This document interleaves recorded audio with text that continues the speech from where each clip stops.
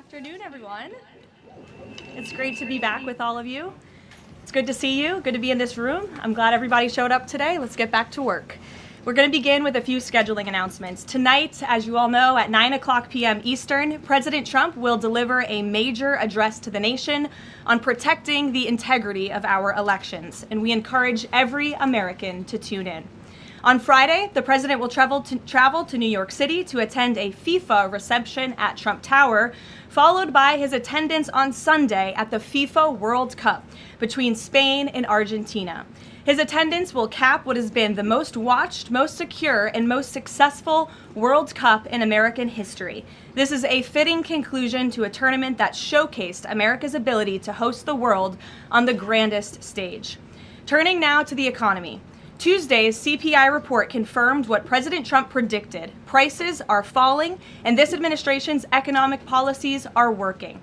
Inflation dropped 0.4% last month, beating expectations and marking the largest monthly decline in more than 6 years. Prices fell, including for gasoline, electricity, non-prescription drugs, car insurance, medical care services, and hotels, delivering relief for American working families. We also saw real weekly earnings rise in the month of June.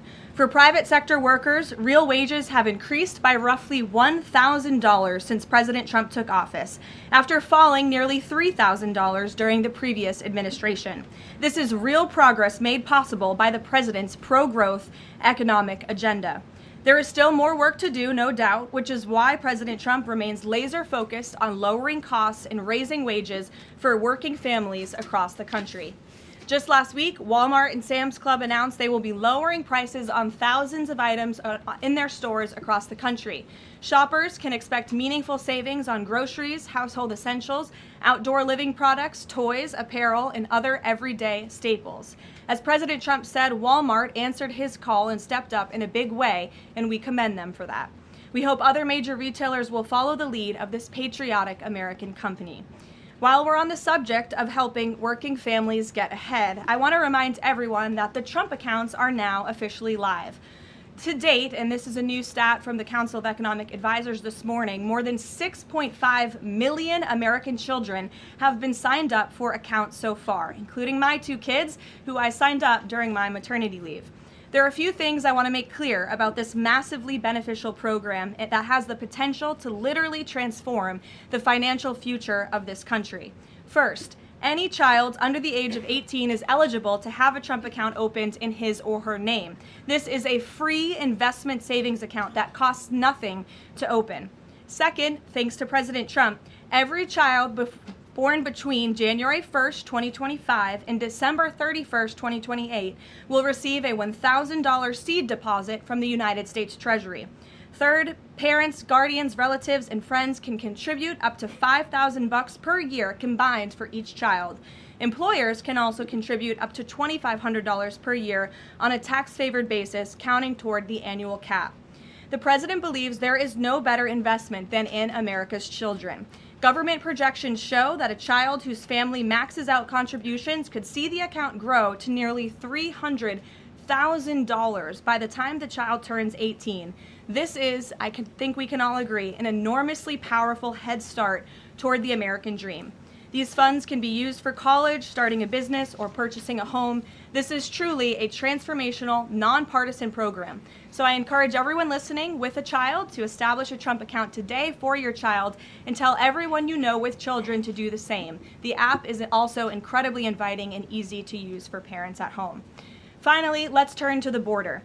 Brand new numbers this week from the Department of Homeland Security and Customs and Border Protection confirm that for the 14th straight month, this administration has released 0 illegal aliens into the United States. Again, let me reiterate, the 14th straight month, not a single illegal criminal alien has been entered into our country, released into our country by this administration.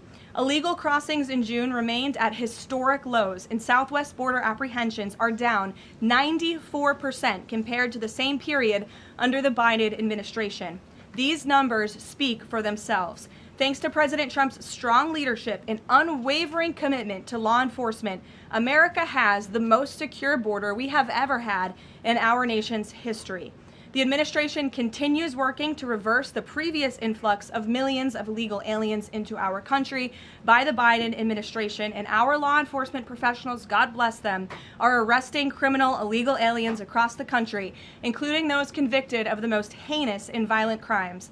This past weekend alone, ICE arrested a Mexican national and gang member convicted of second-degree murder in California, a Dominican national convicted of aggravated manslaughter in New Jersey, a Saudi national convicted of indecent liberties with a child in North Carolina, a Mexican national convicted of continuous sexual abuse of a child in California, a Nicaraguan national convicted of second-degree child molestation in Rhode Island, and a Mexican national convicted of lewd acts with a child under 14 with force in California. These are egregious crimes, and again, I think we can all agree that none of you would want these individuals living in your communities, and you have this administration to thank that they are on their way back home.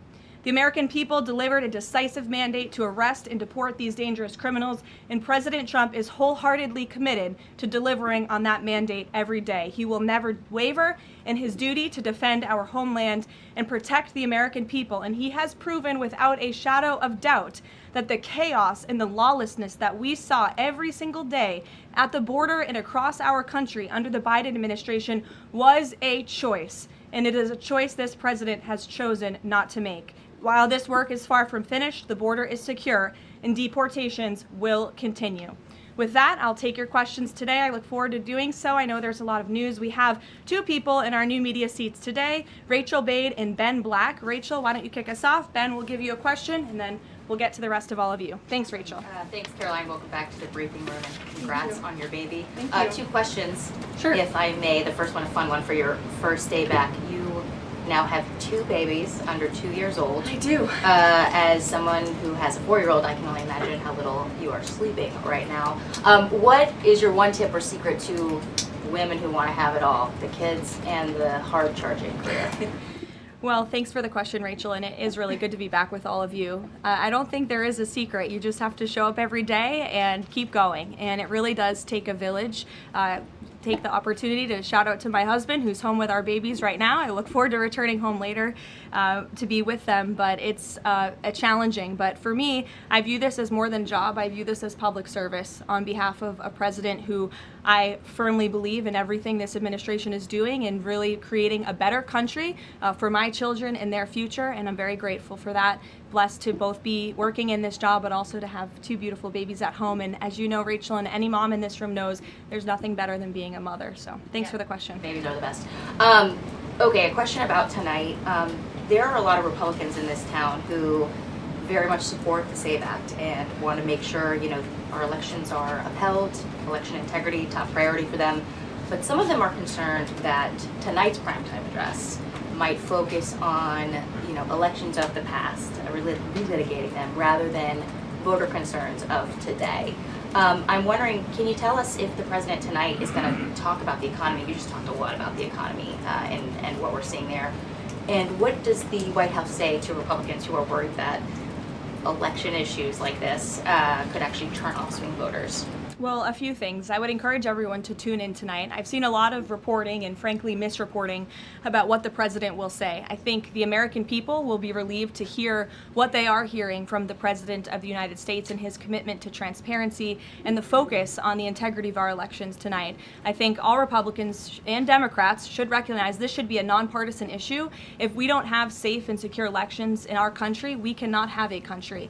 It is a vital part of our democracy, of our constitutional republic. The president will be speaking about that tonight. And in addition, at the very same time, of course, he is working on all of these economic issues that the American people have at home. I just read to you the latest inflation numbers are looking good, the best report in 6 years. The president, Republicans and Democrats and all Americans have this president to thank for the largest tax cuts in American history, which every Democrat on Capitol Hill voted against.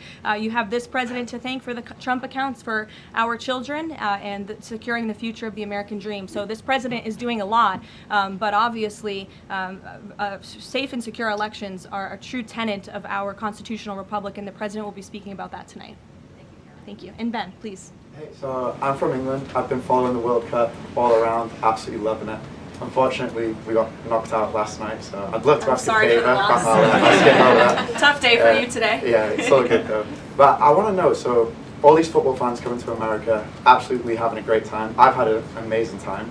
What do you want these football fans to take away from their time in America? Sure. Well, I'm so glad you enjoyed your experience here in our country, and sorry for the loss. We look forward to the final match on Sunday, and I know the president looks forward to attending, but I think the world saw that this president and this country is able to put on the greatest show in sports in the world. And we are a kind people, we are hardworking people, and we have the best country on the planet. And I know I've loved seeing the videos from foreigners from around the world who have traveled to the United States and have been quite surprised about how lovely and enjoyable the United States is. I don't think we get enough credit from the international media around the world, but we encourage everyone to come and experience America for themselves. So thanks for being here. I've absolutely loved it. And safe travels home. You're welcome. Caroline. Garrett, Caroline, welcome back. good to see you.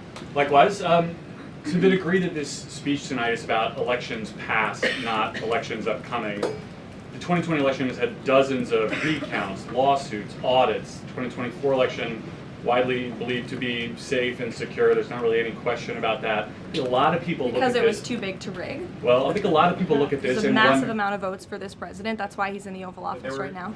No one disputes that. And there were a significant amount of votes for Joe Biden, who won in 2020. I mean, I think the question is, why is the president unable to let this go? Well, first of all, Garrett, I think part of the problem is that the media has refused to acknowledge that tens of millions of Americans across the country share the concerns of this president about the sanctity of our elections. And your premise of your question, you're jumping ahead to a conclusion in this speech before even hearing it yourself. I think that everyone should tune in tonight, including the people in this room, and you should report on the president's speech and the findings that he is going to reveal in this speech with a little bit of honesty and a little bit of integrity, because it will shock you if you have an honest eye listening to the president tonight, and everything he is saying will be backed by facts and by evidence that will be provided this evening. And again, Garrett, I think all Americans, Democrat, Republican, should agree that we are the greatest country in the history of the world. We should have the safest and most secure elections in the history of the world. And what the president will be speaking about tonight will show you that perhaps that is not the case, and we need to make some adjustments moving forward, including the Save America Act, as Rachel pointed out, is a key legislative priority for this president on Capitol Hill, and he wants to see all senators and members of Congress voting in favor of the Save America Act, because it's crucially important as we move forward. Aisha. Hi, Caroline. Welcome back. And Thank I'm you. assuming the pink is for your baby girl. You know, I didn't think that, but I guess it is now. Thank you. Yeah. We've talked a little bit about what the president might say tonight, but the other question is, who is running the teleprompter tonight after this report that the other guy is now under investigation for making money off of reading the president's speech? Obviously, I'm aware of the report. The president is too. I spoke with him about it. He believes it's deeply unfortunate and frankly a disgrace. And the individual that was cited in that report is complying with the CFTC, but has been put on paid administrative leave. So there will be a teleprompter operator tonight, of course, but it will not be the one, unfortunately, in that story. And one more on Iran. The vice president, J.D. Vance, went on this podcast with Joe Rogan yesterday, talked about Israel, in which he said that there are some people within their system that we know beyond a shadow of a doubt who are manipulating and trying to change American public opinion to keep the war going on indefinitely. Does the president agree with that statement? I think the president would certainly agree that, yes, foreign countries certainly do try to persuade American public opinion. There's no doubt about that. I think it's just a basic fact. Ed. Good to see you, Caroline. Following up on the teleprompter and then one on tonight's speech, what steps is the White House taking to ensure something like that doesn't happen again? Well, the White House has extremely strict ethical guidelines with respect to issues like this, and as I just told you, this individual will no longer be here. He'll be on paid administrative leave. I'm sorry, without pay. The administrative leave is unpaid, to be very clear. That was a decision by the president, so I think that speaks for itself. On the concerns about the election, will the president accept the results of November's elections? Look, Ed, you should tune into the president's speech tonight before you jump ahead to conclusions about what's actually in the speech. Again, I've seen a lot of reporting and misreporting about what the president will say. We hope CBS will take the speech, and all Americans should take it. Okay, but I'm not presuming anything. I'm just asking whether he accept the results. Caroline, two questions on the Trump account.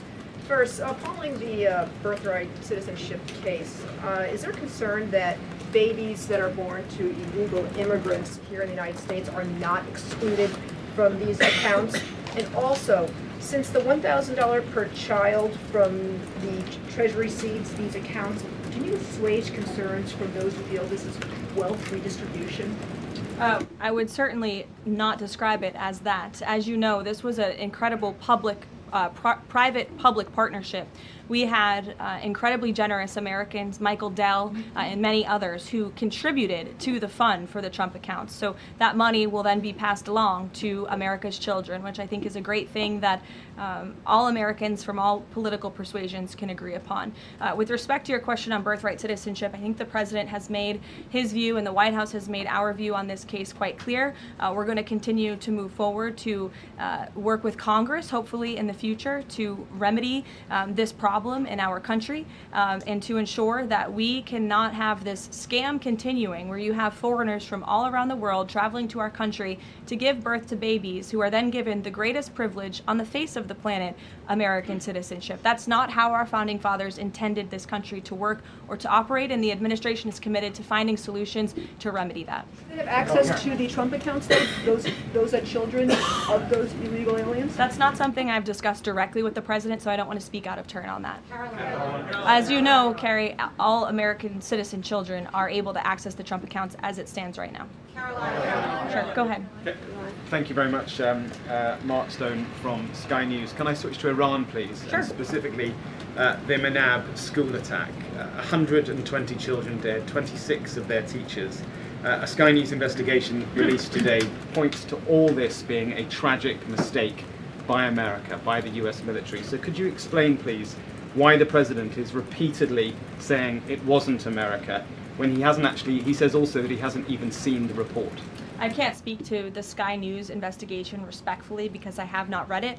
All I can speak to is what the president has said as I speak on his behalf, and the investigation continues, and we would defer you to the Department of War for further questions on it. Do you mind following up, if I may? Sure.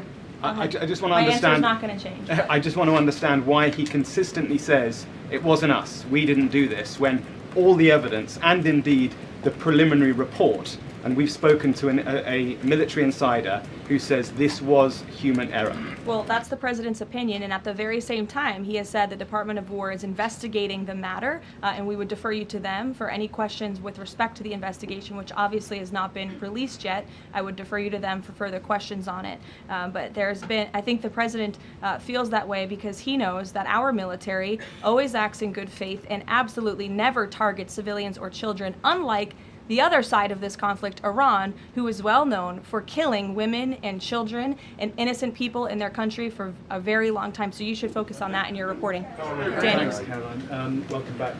Another World Cup question, much as it pains me. President Trump had some harsh words for Spain at the NATO summit last week about their spending. Does that mean he's going to be supporting Argentina on Sunday? Danny, it is a really good question, and I'm disappointed in myself for not asking the president before I came out here, knowing you would probably ask. I haven't talked to him about it, but we'll get you an answer on that. You're welcome to ask him yourself at some point before the game. I'm sure you'll see him, and I'm sure he'll have a fun answer for you on it. Sure, in the middle. Go ahead. Sure, Jasmine, go ahead. Thank you, Caroline. Welcome back. Thanks. Back on the teleprompter issue, Notice reported earlier this year that Kalshi was inaccessible on the Wi-Fi that journalists here at the White House have access to. Are staffers back in the West Wing and other parts of the EOB, et cetera, do they have access to Kalshi and Polymarket on their Wi-Fi? On our work computers? Yeah. Honestly, I've never tried, so I don't know. But I'm happy to go try and get you an answer on that. Another question, Caroline. In the back, Reagan. Sure. I just wonder, Jasmine, go ahead, and then Reagan, go. Are there any other White House staffers or people within the administration who are suspected of also placing bets on Kalshi or Polymarket or other things with some of this privileged information? Not to my knowledge, not that I've been made aware of. And as you saw, I think this played out exactly how it should. Kalshi notified the CFTC of suspicious activity. They investigated that, identified the individual, and he will now no longer be working at the White House. So I think that answers all the questions on this matter. Reagan. Caroline, I have a question for you on the Save America Act and Sure. Senator Graham, and then a quick question on Iran. Sure. Trump said in one of his final conversations with the late Senator Graham that he was talking about the Save America Act and that he felt like they were in a great position with it.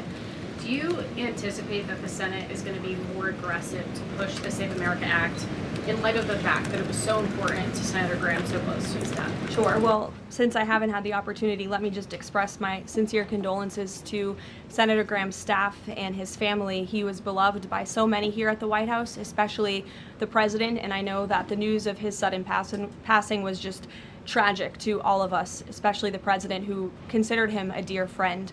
The Save America Act, as I said, Reagan, is of vital importance to this president, and he wants to see it move forward. I understand that Capitol Hill and Speaker Johnson are moving forward with attaching as many elements of the Save America Act as possible to the Budget Reconciliation 3.0. Here we go. The president is supportive of that process, and he hopes that Republicans will vote for this important piece of legislation. The Budget Reconciliation bill not only will address the Save America Act, but also ensure important aid for our farmers and our war fighters, which the president supports as well. Brian. Thank you, Caroline. Welcome back. Thank you. On the Kalshi situation, I have just a few questions on that. Sure. This individual has been accused of making trades around the president's speeches for months. I mean, this has been going on since at least earlier this year, maybe even before that. Did the White House counsel have any awareness that this was going on with this individual? And if not, No. so if no, then why not? Is there any sort of plan in place to try to figure this out, to see if anyone else is doing this, or to track future people from, see if they're making these types of bets in the White House? Any discussions around that? Look, there are very strict ethical guidelines here at the White House that explicitly state not to do this, and the White House counsel's office makes that clear to all of us who sign up to work in government on behalf of the president. So I think there has been a plan in place. This individual unfortunately violated the plan, and therefore he's paying the consequences for it. I don't know why there's further questions I on just want to follow it. on this, but then doesn't that leave open the possibility, even though there are the rules, I mean, there's no disputing there are strict rules on this, but if there are no mechanisms in place, and then I'm not saying that there should and should not be, but if there are none in place to try to track this happening inside the White House and inside the executive branch of the government, doesn't that leave open a possibility for this to keep happening or happening again, and these result people making bets like this inside the administration? Again, there are very strict ethical requirements required by all staffers and officials here at the White House, and if they are violated, people will pay consequences for that, as you're seeing with this case. Libby. Caroline, welcome back. Thank you. I have a question about Senator McConnell, but first on Iran. President Trump has now greenlit strikes on Iran for nearly every day this week. Does the White House describe negotiations more at a standstill or essentially completely over? Well, I've spoken with the president about this as recently as an hour ago. Iran very much continues to talk to the United States of America and express that they want to make a deal with us because they are suffering devastating blows on behalf of our United States military. The reason, and this is important for the American people to understand, the reason for the recent strikes over the course of the last several days is because Iran violated the Memorandum of Understanding that we struck with them. Specifically, in the Memorandum of Understanding that they signed, they were not to fire on commercial vessels moving through the Strait of Hormuz. And unfortunately, they have made the tragic decision for them to do that. And President Trump is not going to sit by and allow these active acts of terrorism to take place in the Strait without ensuring Iran pays consequences for that, and that's what we are witnessing right now. Talk to him about this within the last hour. I mean, does he essentially seem fed up with these negotiations? And can you explain why the American people should think that a deal with Iran would even be worthwhile at this point, given the fact that they broke it already? Well, look at how bad they are behaving. It just proves the president's initial point for launching Operation Epic Fury in the first place. Iran can never obtain a nuclear weapon. That's why he launched Operation Epic Fury. They have suffered devastating blows to their military and their economy as a result. The president is always open and willing to diplomacy. He is the peace through strength president after all. After Operation Epic Fury, the conclusion of it, we did move forward into a diplomatic phase, if you will. But unfortunately, Iran has has since violated that. They have expressed they still want to make a deal to the president. We're talking to them, but again, the president is not going to allow them to fire on ships in the Strait without paying a consequence for that. And I think just one more point, I think throughout this entire endeavor, the president has proved not just to Iran, but to the entire world that we can hit Iran anytime, anywhere, any place, and their ability to defend themselves has been essentially wiped out because of this president in Operation Epic Fury in the first place. Sure. Lena, go ahead. Thank you so much. Welcome back. Thank you. 2 questions for you. If I can read 2 comments, one made by President Trump and one made by the Vice President on Iran. President Trump recently said, as far as I'm concerned, it's just a waste of time dealing with them. They're liars. There's something wrong with them. They are cuckoo. They are scum, sick people, vicious, violent people. And then Vice President Vance went on Joe Rogan last night and he said, I'm very frustrated by the Americans and frankly by people in other countries who say you cannot negotiate with the Iranians. So your response to these contradictions, because I think you can understand how that's confusing for Americans with this mixed messaging. And then second question for you, at least 6 Americans are still detained in Iran. Mm-hmm. Will President Trump make this conditional, a point of condition in continuing these conversations with the country as well as political prisoners? Sure. And also people that are still being executed in Iran to this day? Sure. To your second question, I'll never create a red line or a condition on behalf of the president without his blessing. I haven't heard him say that, but obviously ensuring the return of Americans wrongfully detained or held hostage all over this world remains a priority for him, and he has done so in a tremendous way over the course of the last year and a half. Americans from all over the world have returned home thanks to this president and the efforts of his national security team. To your first question about the comments between the president and the vice president, respectfully, I do think you're taking comments from different times throughout this conflict and kind of asking me if these are contradictory of each other. I can tell you the president and vice president are on the exact same page about where we are right now in this conflict. And the fact that you do see elements of what's remaining in the Iranian regime that are more willing to make a deal, and then other elements who are not so maybe willing to make a deal, shows that Operation Epic Fury was incredibly effective because we neutered their ability to communicate with one another, and they are a fragmented system. They are not the once very strong, powerful terrorist state that they were before this operation, which was one of the ultimate goals. So we'll continue to work through the process, and as I said, the president will hold them accountable when they turn their back on the words that they state to the United States, but he is always open to diplomacy at the very same time. Thank you, Karoline. Sure. Regarding the president's speech tonight, he's been in office over 540 days now. If what he says is tonight is backed up by evidence, why hasn't anyone been charged? Well, he hasn't revealed it yet. He hasn't declassified the documents yet, and you will see what he says tonight, and then we'll move forward appropriately from there. Tonight from the Justice Department? I don't speak on behalf of the Justice Department, Caitlin, you know that. Rachel. By evidence, will there be charges? You'll have to ask the Justice Department. I don't charge people. I just speak on behalf of the president. Rachel. Thanks, Karoline. Welcome back. Just a point of clarification really quick. On the staffer who is accused of profiting off of the president's speeches, you said he'll no longer be working here. Is he on administrative leave or is he going to be fired after that's over? He's on unpaid administrative leave right now. Okay. And just to follow up on the president's speech tonight, I mean, we've been talking to a lot of Republicans over on Capitol Hill. They have said that focusing on the economy is the right way to go ahead of the midterm elections. They believe that's what voters care most about. What does the president say to Republicans who think that focusing on the 2020 election, election integrity, all of these issues right now is not the right approach so close to the election? Well, again, you guys have not heard the speech yet, so I would digress with the criticism until you actually hear what the president is going to say and what he's going to say when he addresses the American public. I would also add again that the administration and especially this president are able to walk and chew gum at the same time and tackle a number of issues on a number of different subjects every single day. We see that president do that working around the clock on foreign policy, on domestic policy, all of the time. You all report on it, you have to keep up with it, so I think you can agree with me on that point. And I would also add the president will continue to be traveling all around the country to talk about the economy. We were just in Pennsylvania a couple weeks ago, touring a Mack truck facility, which has been greatly strengthened and enriched because of this president's economic policies over the last year and a half, and he loves doing that, and he will continue to do so. Jennifer, go ahead. We have seen, with the increased community strikes, a real decrease in traffic through, commercial traffic through the Strait of Hormuz.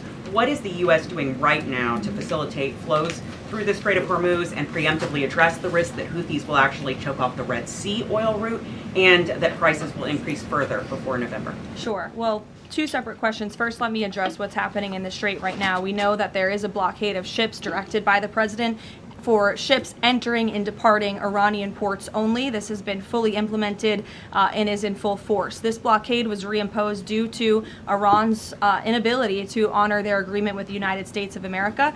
More than 10,000 U.S. sailors, Marines, and airmen, along with 2 aircraft carriers and more than 20 warships and dozens of aircraft, are executing the blockade mission as we speak. And during the first 24 hours of the blockade, U.S. CENTCOM has redirected 2 compliant commercial vessels and disabled 1 non-compliant vessel. So look, the Strait is open for ships that are not traveling to and from Iranian ports specifically, and the U.S. Navy is there to ensure that can take place. With respect to gas prices, as you know, the price of oil right now is approximately $80 a barrel, maybe a little less. Before I came out here, that's what it was at. Gas prices are down approximately 60 cents a gallon off the peak of this conflict, and the president was honest with the American people from the beginning. There may be temporary disruptions in the oil market, but what we haven't seen is what all of the naysayers said, that there would be massive increases in the price of oil that so many warned about. And that's in large part because of the president's domestic energy policies here at home to revamp our domestic production here, but also the administration has taken many swift actions to mitigate these temporary disruptions. As you know, we've released oil through our SPR, the Jones Act waiver, which has been incredibly effective, fuel environmental waivers. We also, President signed the Defense Production Act to restart California oil production. So all of these very swift and mighty actions on behalf of this administration have led to a rather stable oil market, and the president will continue to do all he can to ensure prices come down, stay stable for the American people and the American consumer until the end of this conflict. And ultimately, I think Americans should keep in mind why we're doing this in the first place, to ensure that Iran, a terror state, can never obtain a nuclear weapon. Dasha, go ahead. Karoline, nice to see you back. You too. 2 questions, one on tonight and one on immigration. It strikes me listening to the conversation in this room about Iran, given the questions that folks on both sides of the aisle have about strategy and endgame, given that the United States has intensified strikes on Iran, typically in a time of conflict, when the president gives an address to the nation, you would expect him to address this conflict. Number one, will he talk about Iran, and why is that not the major topic of his speech? Does he believe that the SAVE Act and the 2020 election integrity are more important right now? Well, no, it's not a matter of importance. It's just a matter of timing. The president will be making a very important announcement with respect to the integrity of our elections. However, it is also very possible at the top of the speech he will mention the current situation with Iran and also the economy as well. As you all know, President Trump is a man of his own word, and he sometimes is thinking about these things up until he walks out. But we have had conversations about him addressing a range of topics, and that could very well be possible tonight. Again, this is all more reason for all of you to carry the speech live and for the American people to tune in tonight so they can hear directly from the the president and draw their own conclusions. Karoline, go ahead. Immigration. Karoline, sorry, I just Karen, wanted to go add ahead. the immigration question real quick. Sure, Karoline, go ahead. Sorry. 3 men were killed in ICE encounters in less than a week. As a result, DHS announced that it would end vehicle stops, and then President Trump urged them to change their position. Can you confirm whether vehicle stops are back on, and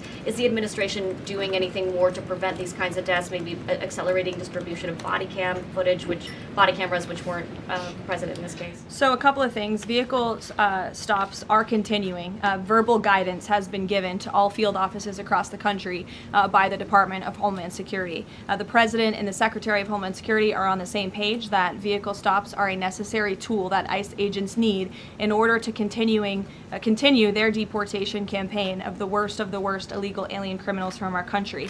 With respect to body cameras, I know there's been some questions about that in recent days. Over half of all ICE field offices now do have body cameras, and the remainder of the field offices are expected within 60 days. It's been a slower rollout than we would have hoped, but that's because of the Democrats' decision to shut down DHS for several weeks. So we expect to fully execute on the promise of body cams to all field offices across the country very soon. Karen. Karoline, on the parasite outbreak related to Yes. produce, can you give an update on the administration's response to this? Are there federal officials on the ground in the hardest hit states right now doing any testing of production facilities or farms to try to figure out where this outbreak has started? Sure. Well, what I can tell you, having been back at the White House for just a couple of short weeks, I've been in meetings on this very topic, and I can tell you the White House is closely monitoring the situation, has a handle on the situation. We're committed to providing the CDC and the FDA the resources that they need, and we urge all Americans to follow CDC guidance on properly washing and cooking raw ingredients to prevent this foodborne illness. As you know, there has been an unusually high number of cases. There are typically thousands of cases of this outbreak every year, but there has been an unusually higher number, and that's why we're working with the FDA and other partners at the federal, state, and local level to increase detection methods, provide the guidance, and then also, most importantly, trace the outbreak back to its original source, which we are currently in the process of doing. Lack of permanent leadership at the CDC and FDA and any funding cuts, has that slowed the response to figure out where this outbreak has started? No, we've talked to the CDC and FDA specifically about that, and not at all. They have the resources they need to make sure that Americans are fully informed and protected from this illness during this time. Karoline, Karoline, welcome back. Thanks. Last year, the administration signed a critical minerals deal, mining deal with Kazakhstan for a little-known U.S. company. It was an agreement that President Trump and Howard Lutnick got tentative approval for with Kazakhstan's president in September. 6 days before the deal was signed, which was in November, the president's older sons with other partners took a 20% investment in a company related to the deal. What did the president know about his son's involvement in this arrangement, and when did he find out about it? From my understanding, Maggie, nothing. I've spoken to the president and his family about this. They would absolutely never do anything that would put the president in a place of a conflict of interest. And we have timelines to give you and to provide you, which we did to the news media at the time when this story broke, to prove that very point that I just made. Sorry, just one second. So the president did not learn about it until it was in the media? That was when he found out? That's my understanding of the matter, yes. Karoline. Go ahead. Thank you very Carrie, I'll much. go to you after. Just Thank you. Sure. Thank you. Go ahead. Me? Okay. Why don't we just... Okay, thank you very much, Mr. Kurdi. Starting in the You are back. very, very welcome back. Okay. Thank you. Yesterday, Iran launched a drone attack against U.S. facilities in Erbil, threatening American personnel and the Kurdistan region, one of the American closest partners in the Middle East. What is your message to those responsible?